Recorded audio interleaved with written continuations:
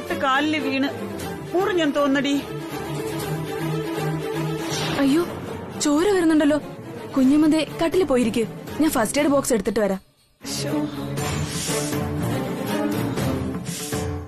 ഏയ്, അത്ര വലിയ കുഴപ്പമൊന്നുമില്ല.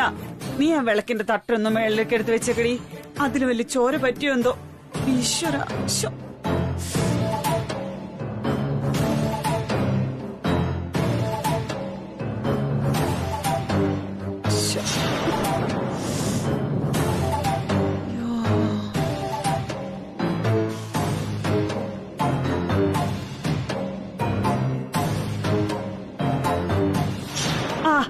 നിന്റെ ഈ കൂട് കുടുക്കുന്ന ആവശ്യമില്ലടി മായേ.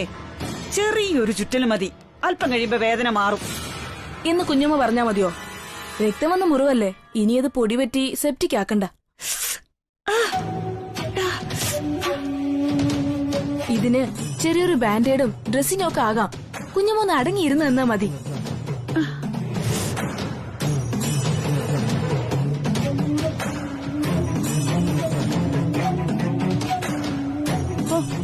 എന്നാൽ ഒരിക്കലും ഇല്ലാതെ എന്റെ ഇത് പറ്റിയല്ലോ. ഈ വീട്ടിലെ എന്തോ ഒരു ആപത്ത് വരാൻ പോകുന്നതിന്റെ സൂചനയാന്ന് തോന്നുന്നു. ഓ, ഇതാ തുടങ്ങിയല്ലോ. ഇനി കുഞ്ഞമ്മ ഓരോന്ന് ഊഹിച്ച് പറഞ്ഞ് പൊലിപ്പിക്കാൻ നിക്കണ്ട. ഇതൊക്കെ വേറെ ശ്രദ്ധക്കുറവ് കൊണ്ട് മാത്രം ഉണ്ടാകുന്നതാ. അല്ലാതെ മായാവി ഒന്ന് കൈ പിടിച്ച് വിളക്ക് കാലിലേക്ക് ഇട്ടതൊന്നും അല്ല. അങ്ങനെ അല്ലടി മായേ. വീട്ടിലെ മുഖം നോക്കുന്ന കണ്ണാടി പൊട്ടുക, കുപ്പിയും ഗ്ലാസും ഒക്കെ പൊട്ടുക എന്ന് പറയുമ്പോഴേ ഒരപശവനാന്ന വെപ്പ്. ഇതിപ്പോ സന്ധ്യക്ക് തിരി തെളിയിക്കുന്ന വിളക്ക് തന്നെ താഴെ വീഴുക എന്ന് പറഞ്ഞാ അതത്ര നിസ്സാരമല്ല. കുറച്ച് ചോരയും കണ്ടു. എന്തോ വരാൻ പോകുന്ന പോലെ തന്നെ എന്റെ മനസ്സ് പറയുന്നത്. കുഞ്ഞുമൊന്നും മിണ്ടാതിരുന്നേ. ബാക്കിയുള്ളവരെ കൂടി പേടിപ്പിക്കാൻ വേണ്ടിട്ട് ആദ്യം ഒരു ഗ്ലാസ് വെള്ളം കുടിക്ക്. ആ തലയൊന്ന് തണുക്കട്ടെ.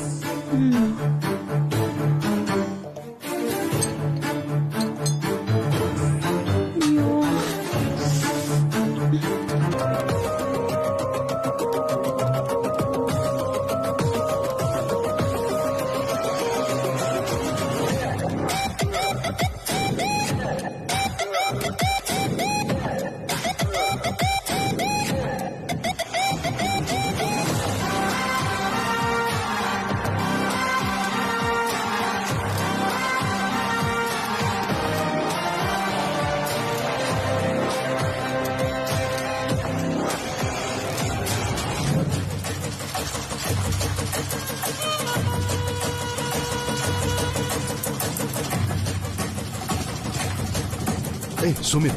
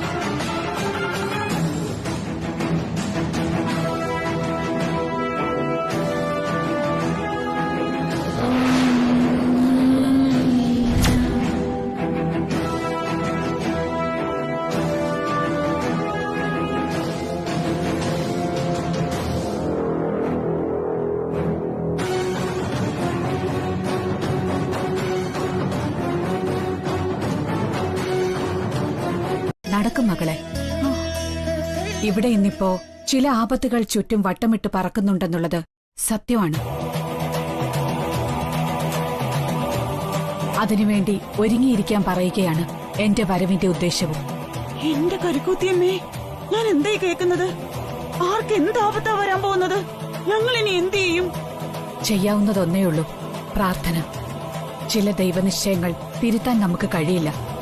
തലയ്ക്ക് മുകളിൽ വെള്ളം കയറിയാൽ മുങ്ങിയാലേ പറ്റൂ. കൊടുങ്കാറ്റ് വരുമ്പോൾ പുൽക്കൊടികളെ പോലെ തല കുനിഞ്ഞു നിൽക്കുക. കാറ്റതിന്റെ സംഹാര താണ്ഡവം കഴിഞ്ഞ് മടങ്ങിപ്പോയിക്കോളും. മഹാമരങ്ങളെപ്പോലെ അഹങ്കാരം കാണിച്ച് തല നിവർത്തി എതിർക്കാൻ നിന്നാൽ ഒടിച്ചു വീഴ്ത്തി തകർത്തിട്ടേ കൊടുങ്കാറ്റ് പോകൂ. സോറി. സത്യം പറഞ്ഞ ഒന്നും അങ്ങോട്ട് മനസ്സിലായില്ല. എന്താ ഈശ്വരമ്മ പറഞ്ഞു വരുന്നത്? ആർക്ക് എവിടെ വെച്ച് എന്താ അബദ്ധ വരുന്നത്?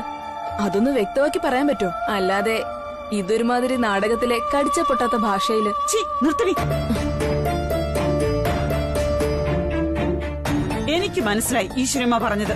നീ അകത്ത് പോയി ദക്ഷിണ കൊടുക്കാൻ കാശെടുത്തിട്ട് വാ. ചെല.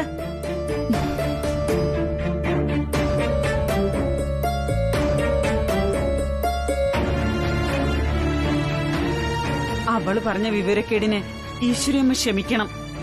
അവള് എന്റെ ചേച്ചിയുടെ മോളാ. നേഴ്സായിട്ട് ജോലി കിട്ടിയപ്പോ ആ മോളുടെ കാര്യത്തിൽ ഇടയ്ക്ക് ചില വിഷമങ്ങൾ വരും. പക്ഷേ സരോജം വിഷമിക്കണ്ട. സാക്ഷാൽ ജഗദംബിക കൂടെ ഉണ്ടാകും.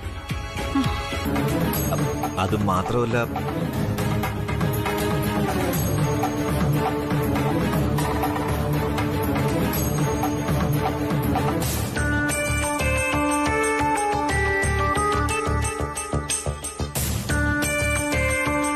അത് മാത്രമല്ല, നിനക്ക് വേറെന്തോ പറയാനുണ്ടല്ലോ. വേറെന്തോ അല്ല, നീ കണ്ട കാര്യം തന്നെ. നീ ശ്രദ്ധിച്ചില്ലേ CCTVയിൽ മാഡത്തിന്റെ ഭാവം എങ്ങനെ ഉണ്ടായിരുന്നു എന്ന്? അന്ന് രഘുവിന്റെ ആനിവേഴ്സറിയുടെ അന്ന് രാത്രി നിനക്ക് ഓർമ്മ കാണും. അന്ന് മാഡത്തിനെ ഞാൻ വഴി വെച്ച് കണ്ടപ്പോഴും ഇതേ ഭാവമായിരുന്നു. നീയും അതേ രാത്രി നിന്റെ വീടിന്റെ ഗേറ്റിന്റെ മുന്നിൽ വെച്ച് കണ്ടതാണല്ലോ മാഡത്തിനെ. അപ്പൊ നിനക്ക് തോന്നിയില്ലേ ഏതോ ഒരു ശക്തി മാഡത്തിന്റെ ശരീരത്തിൽ പ്രവേശിച്ചിട്ടുണ്ടെന്ന്? What do you mean? ശ്രീലക്ഷ്മിയുടെ ദേഹത്ത് പ്രേതാത്മാവ് കയറിയെന്നാണോ നീ പറഞ്ഞു വരുന്നത്? എന്ന് ഞാൻ പറയില്ല. പക്ഷെ ആ ഭാവ പകർച്ചയുടെ മുന്നിൽ ആരും ഒന്ന് പകച്ചു നിന്ന് പോവുമെന്ന് ഉറപ്പാ. നീ ദൂരെ നിന്ന് കണ്ടപ്പോ തൊട്ടു മുന്നിൽ നേരിട്ട് കണ്ട ഒരാളാ ഞാൻ. ഇപ്പതാ CCTVയിലും കണ്ടു. ശരി, ആയിക്കോട്ടെ. നീ എന്താ പറഞ്ഞു വരുന്നത് എനിക്ക് മനസ്സിലാവുന്നില്ല. സിമ്പിൾ. മുമ്പ് ഇത്തരം ഒരു ട്രാൻസ്ഫർമേഷൻ ഉണ്ടായപ്പോ മാഡം പോയത് എങ്ങോട്ടാണ്? നേരെ നിന്റെ വീട്ടിലേക്ക്. ഇത്തവണയും ഹോസ്പിറ്റൽ വിട്ട് ശ്രീലക്ഷ്മി മാഡം നേരെ പോയത് നിന്റെ വീട്ടിലേക്കാണെങ്കിലോ?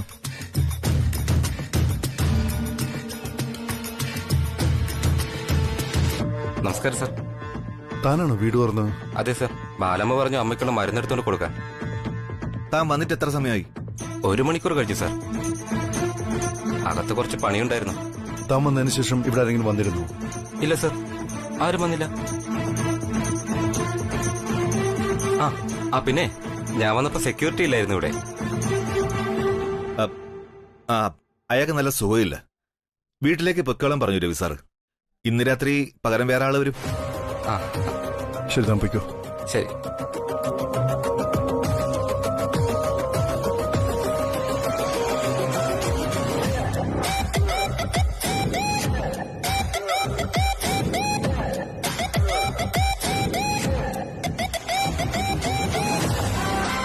രവി, ഇതിപ്പോ സംഗതി വളരെ കോംപ്ലിക്കേറ്റഡാ. ശ്രീലക്ഷ്മി മാഡത്തിന്റെ വീട്ടിൽ അറിയിക്കും മുമ്പ് നമ്മൾ ചെയ്യേണ്ടത് ഈ വിവരം പോലീസിൽ അറിയിക്കുക എന്നുള്ളതാ. പോലീസോ? അതെ. കാര്യം മറ്റൊന്നുമല്ല. ഇതൊരു പെൺകുട്ടിയല്ലേ. ഹോസ്പിറ്റലിൽ നിന്ന് മിസ്സായിട്ട് നമ്മൾ പോലീസിൽ കംപ്ലൈന്റ് ചെയ്തിട്ടില്ല എന്ന് പറഞ്ഞാൽ അത് പല രീതിയിൽ വ്യാഖ്യാനിക്കപ്പെടും. നീ ഒരു വലിയ സ്ഥാപനത്തിന്റെ ഉടമസ്ഥനും ആ കുട്ടി അവിടുത്തെ സ്റ്റാഫുവാ. കുറെ എണ്ണം സോഷ്യൽ മീഡിയയിൽ നീ അവളെ പീഡിപ്പിച്ച് അറബിക്കടലിൽ കൊണ്ട് തള്ളി എന്നും പറഞ്ഞ് എടുത്ത് അലക്കി ഉടുക്കും. അതിനൊക്കെ ഇടവരുത്തണമെന്നൊന്ന് ആലോചിക്ക്.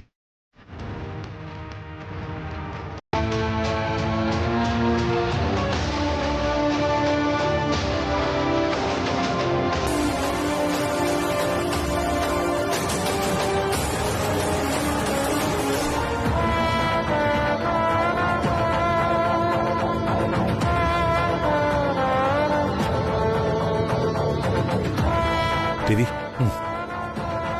ഞാൻ നന്ദനെ ഒന്ന് വിളിച്ചു നോക്കി, കിട്ടുന്നില്ല. വിദേശത്തുള്ള നന്ദനെ വിളിച്ചിട്ട് അവനെന്ത് ചെയ്യാനാ? അതല്ല രവി, നന്ദൻ ജിഡിയോടൊപ്പം കുറച്ചുനാൾ ഉണ്ടായിരുന്നതല്ലേ.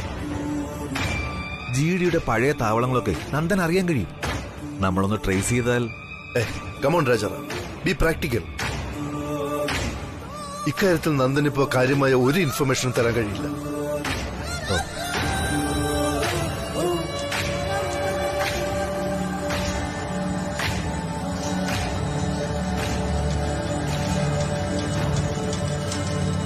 ഞാൻ ആലോചിച്ചിട്ട് ശ്രീലക്ഷ്മി പോകാൻ ഒരേ ഒരിടത്തിന് സാധ്യതയുള്ളൂ.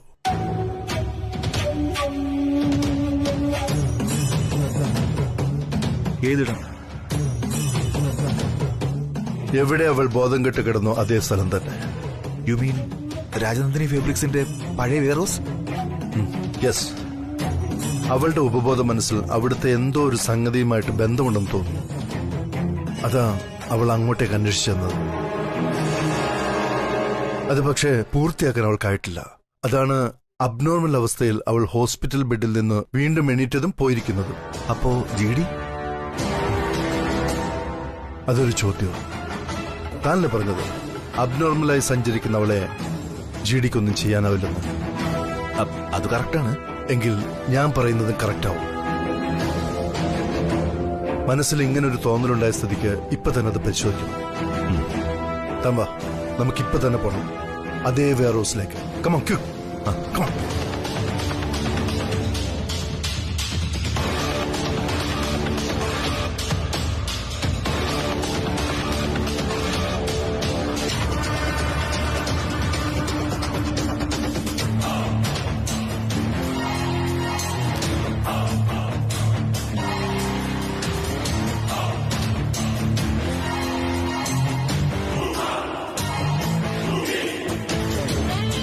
മാഡം,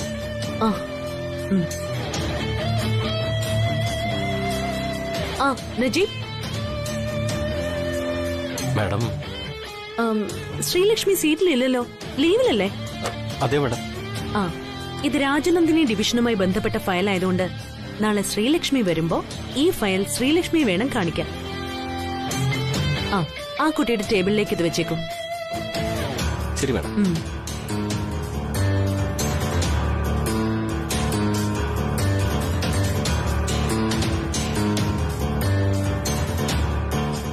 മാഡം, കുറച്ചു മുമ്പ് ശ്രീലക്ഷ്മി മാഡത്തിന്റെ അച്ഛൻ ഫോൺ ചെയ്തിരുന്നു. സുദർശനൻ ചേട്ടൻ. അതിനവള് ലീവാണല്ലോ. വീട്ടുകാരൊന്നും അറിയാതെയാണോ അവള് ലീവ് എടുത്തിരിക്കുന്നത്? അതറിയില്ല മാഡം. എന്റെ അടുത്ത് ഏതോ ഒരു പൂവിന്റെ പേരുള്ള സ്ഥലം അറിയാമെന്ന് ചോദിച്ചു. കമ്പനിക്ക് അവിടെ ഫാക്ടറി കൊണ്ടുവന്നു. പൂവിന്റെ പേരുള്ള സ്ഥലമോ? അവിടെ നമുക്കേതാ ഒരു ഫാക്ടറി? അറിയില്ല മാഡം. സത്യം പറഞ്ഞ ചോദിച്ച സ്ഥലപ്പേരൊക്കെ ഞാൻ മറന്നുപോയി. വെറുതെ ഒരു വിശേഷം പറഞ്ഞതാ. സോറി. ശരി ശരി, താൻ പോയിക്കോ.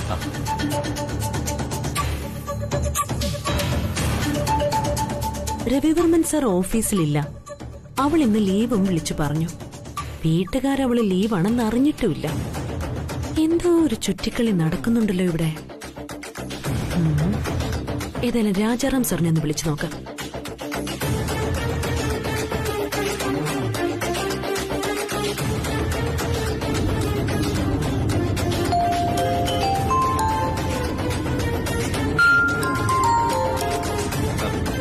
ഹലോ. ഹലോ രാജാറാം സാർ, എവിടെയാണിപ്പോൾ? മാഡം, ഞാൻ പുറത്താണ്, ഓഫീസിലില്ല. അതറിയാം. പുറത്താണെന്ന് പറഞ്ഞ? ഞാൻ ഡ്രൈവിംഗിലാ. അത്യാവശ്യമായി ഒരിടം വരെ പോവുക. എന്താ മാഡം, വിശേഷം എന്തെങ്കിലും? വിശേഷമൊന്നുമില്ല. രവിവർമ്മൻ സാർ എവിടെയാണെന്ന് അറിയാമോ രാജാറാം സാറിന്? സാർ എന്റെ കൂടെ പോകണ്ടല്ലോ. ആഹാ, ഒരുമിച്ചാണല്ലേ പോകുന്നത്? അടിപൊളി.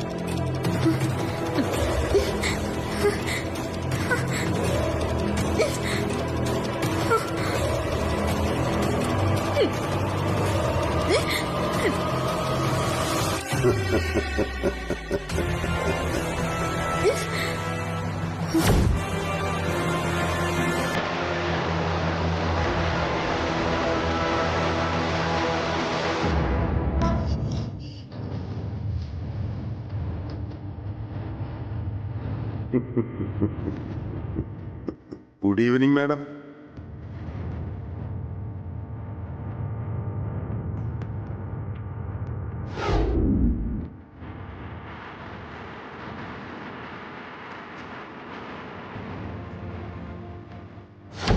ഒരു മിനിറ്റ്. ദേ ഇതും കൂടി. ഇപ്പോഴത്തെ കാലത്ത് 2 രൂപ ആരും ബാക്കി തരില്ല. Thank you so much. 2 രൂപയ്ക്ക് കട്ട പവറാണ് ബായി. ഹായ്, ഇത് എന്റെ ഡയലോഗാണല്ലോ.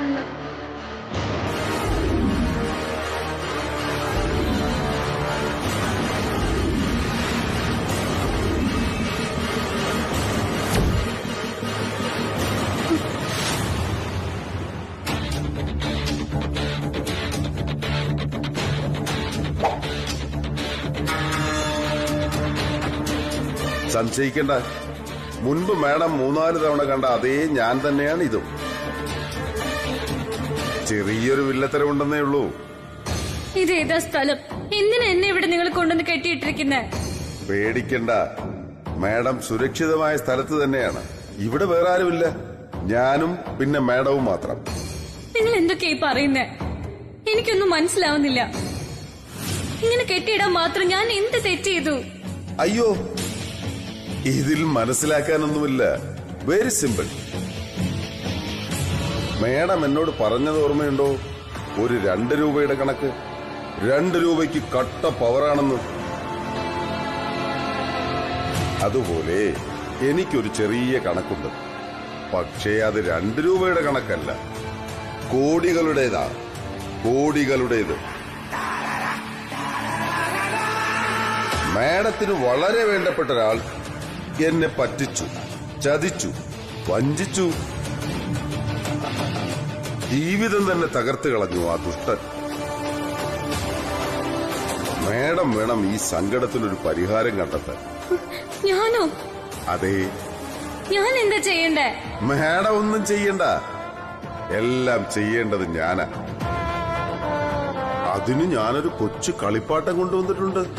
പൊട്ടാസ് വെച്ച് കളിക്കുന്ന ഒരു കളിപ്പാട്ടം. ഞാൻ കാണിച്ചു തരാം.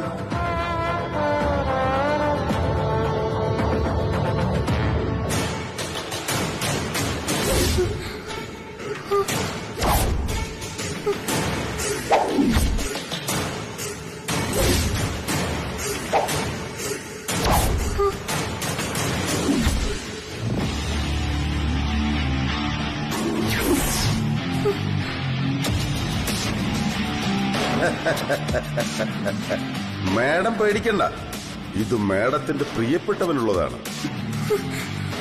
മാഡത്തിന് ഞാൻ വേറൊരു തമാശ റെഡിയാക്കിയിട്ടുണ്ട്. മാഡം ഒന്ന് സഹകരിക്കണം പ്ലീസ്.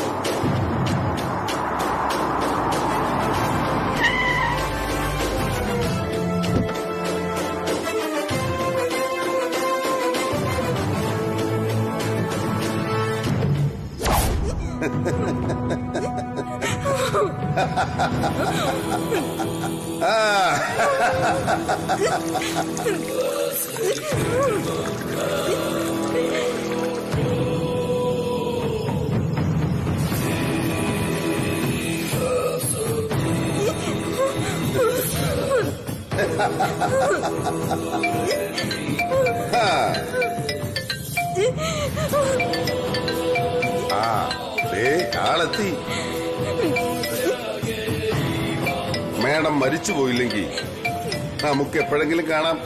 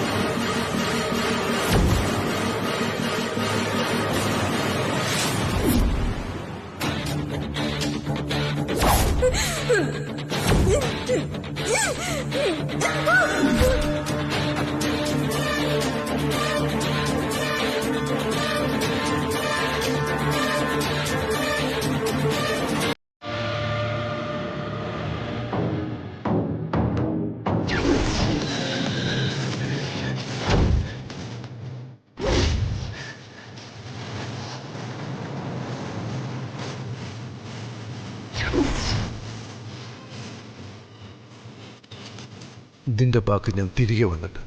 തൽക്കാലം നീ ഇവിടെ കിടക്ക്. എനിക്ക് നിന്നെ ജീവനോടെ വേണം. ഞാൻ തിരിച്ചു വരും. അതിനു മുമ്പ് എനിക്ക് വേണ്ടത് ശ്രീലക്ഷ്മിയുടെ ജീവനാണ്.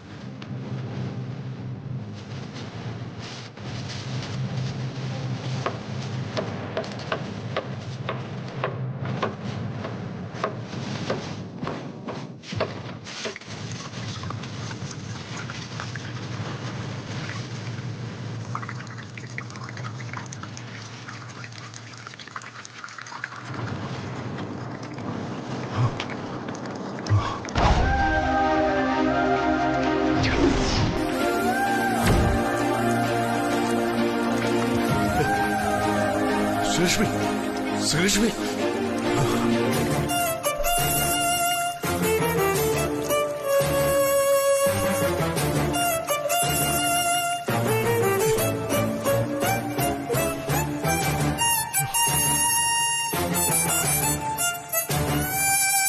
ശ്രീലക്ഷ്മി,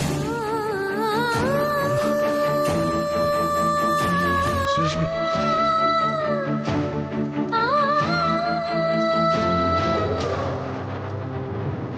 श्रीलक्ष्मी, श्रीलक्ष्मी, श्रीलक्ष्मी, श्रीलक्ष्मी, ये देखो.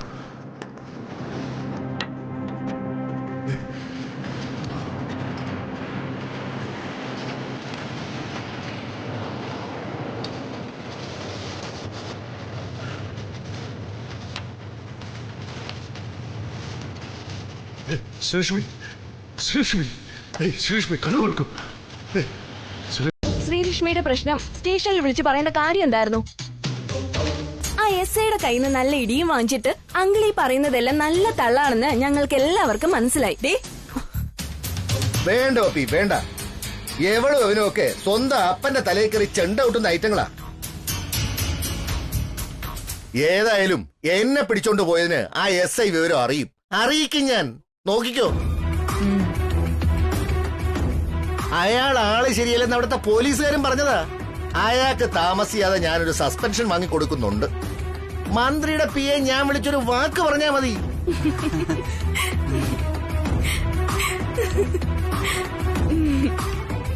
എന്താടി നിന്ന് ചിരിക്കുന്നേ? പൊയ്ക്കോണം മുമ്പിന്ന്. കേറി പൊടിയാകത്ത്.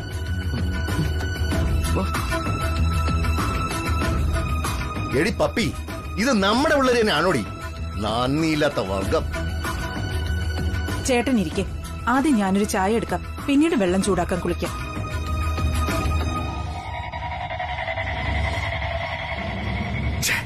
ഇടി കിട്ടിയ കാര്യം പപ്പിയും പിള്ളേരും മനസ്സിലാക്കി കളഞ്ഞല്ലോ. എന്തൊരു വേദന, എന്തൊരു വേദന. ഒരു ദയില്ലാത്ത ഇടിയല്ലായിരുന്നോ കാലൻ.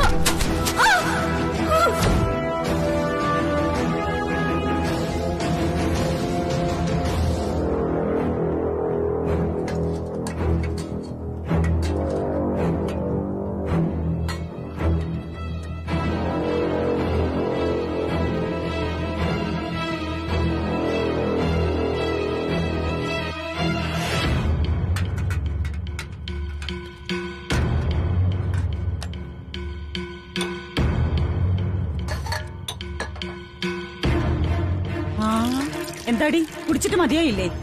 ഇത് ശ്രീകുട്ടിക്കാ. അവളുണർന്നു. ആഹാ, ഉണർന്നല്ലേ? ഇപ്പൊ തന്നെ ഇന്നലത്തെ കാര്യം ചോദിച്ചിട്ടേ ഉള്ളൂ. കുഞ്ഞും എന്ത് അബദ്ധ കാണിക്കുന്നേ? ചിറ്റപ്പം പോയിട്ടില്ല. കുഞ്ഞമ്മ ഇനി ശ്രീകുട്ടിയായിട്ട് വഴക്കുണ്ടാക്കിയ ഇന്നലെ രാത്രിത്തെ പോലെ ചിറ്റപ്പ ഇടപെടുന്നു ഉറപ്പാ. എന്ന് പറഞ്ഞാല് ഒരു പെങ്കൊച്ച് വീട്ടിൽ നിന്ന് ഇറങ്ങിപ്പോയിട്ട് പാതിരാത്രി കഴിഞ്ഞ് നേരം വെളുക്കുമ്പോ തിരികെ വരിക എന്ന് പറഞ്ഞ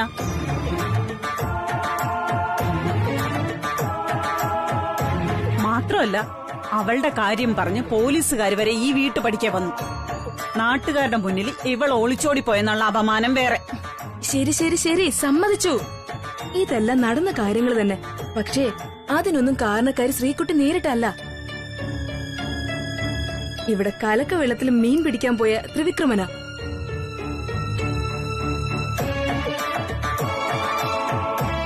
ആദ്യം കുഞ്ഞമ്മ ഒരു കാര്യം മനസ്സിലാക്കണം.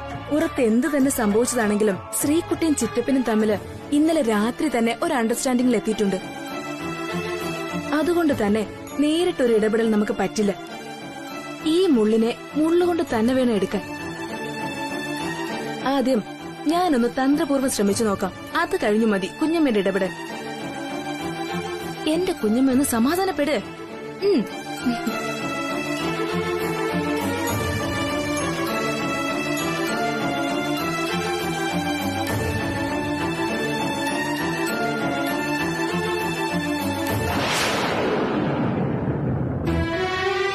നീ എന്താ എണീക്കുന്നില്ലേ?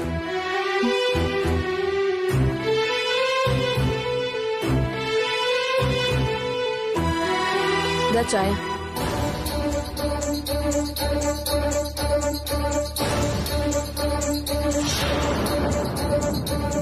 മണി 9 ആവാറായി. നീ ഇന്ന് ഓഫീസിൽ പോകുന്നില്ലെന്ന് തോന്നുന്നു. ഇല്ല മായച്ചി, എനിക്ക് നല്ല സുഖം തോന്നുന്നില്ല. ഇനിയിപ്പോ നാളെ പോവാം. അപ്പൊ അവിടെ